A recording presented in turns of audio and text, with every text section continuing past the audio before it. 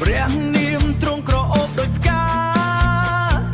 ប៉ះពោចិត្តខ្ញុំឲ្យរំភើបណាស់ស្នេហ៍នេះលើស្រាទំពាំងបាយជូរផ្អែមល្ហែមជាងអ្វីទាំងអស់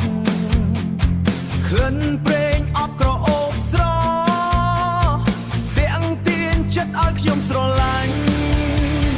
សូមទាញខ្ញុំទៅកាន់ត្រង់ឲ្យខ្ញុំរត់តាមគ្មានសង្ស័យ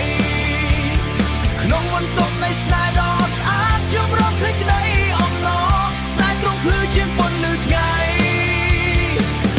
កាន់តែផ្អែមជាងស្រាទាំងឡាយចិត្តខ្ញុំជ្រៀងដោយសេចក្តីសុខស្រឡាញ់ទ្រង់ជារៀងរហូតភូព្រំចារីក៏ស្រឡាញ់ទ្រង់ដោយសារព្រះនាមដ៏អស្ចារ្យដូចប្រេងក្រអូបហូរចេញបំពេញពិភពដោយក្តីស្រឡាញ់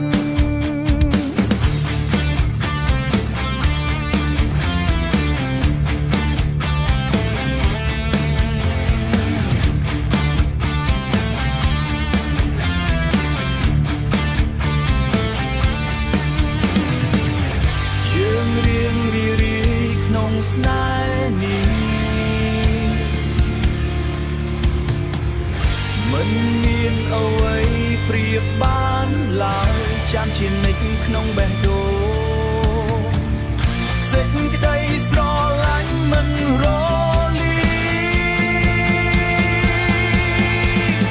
សូមទាញខ្ញុំទៅកាន់ត្រង់ឲ្យខ្ញុំរត់តាមគ្មានសង្ស័យក្នុងបន្ទប់នៃស្នេហ៍